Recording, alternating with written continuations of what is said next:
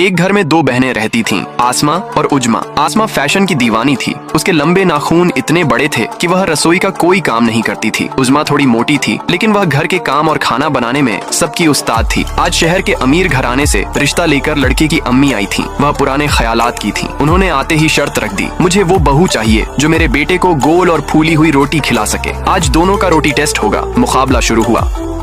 हाय अल्लाह, मैं मर जाऊं। रोटी तो बनी, नक्शा बन गया। चलो अब लगाते हैं देसी जुगाड़। इस प्याले से बनेगी गोल रोटी। दूसरी तरफ उजमा थी। उसने बिस्मिल्लाह पढ़ा और बड़े प्यार से नरम आटा गूंथा। जब उसने रोटी बेली तो वह चांद की तरह गोल थी। तवे पर डालते ही रोटी गुब्बारे की तरह फूल गई। खाने का वक्त हुआ। पहले आसमा की कटी हुई रोटी आई। देखने में तो गोल थी, लेकिन जैसे ही अम्मी ने तोड़ा, ये रोटी है या बिस्कुट? इससे तो मेरे बेटे के दांत टूट जाएंगे।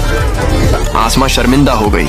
फिर उजमा की रोटी आई, गरम, नरम और फूली हुई। अम्मी ने एक हाथ से रोटी तोड़ी, वह मक्खन की तरह टूट गई। सुभान अल्लाह, असली हुनर इसे कहते हैं। जिसने रोटी को इज्जत दी वो मेरे घर को भी इज्जत देगी। अम्मी ने लंबे नाखून वाली आसमा को ठुकरा दिया और मोटी उजमा को गले लगा लिया। रिश्ता उजमा का पक्का हो गया। सिर्फ लंबे नाखून रखने से घर नहीं चलता, हाथों में हुनर हो तभी घर में बरकत होती है। हमारी वीडियो अच्छी लगी है तो मुस्कान चैनल को सब्सक्राइब कर जाना और कमेंट में बताना हमारी रोटी कैसी लगी। I love you all friends.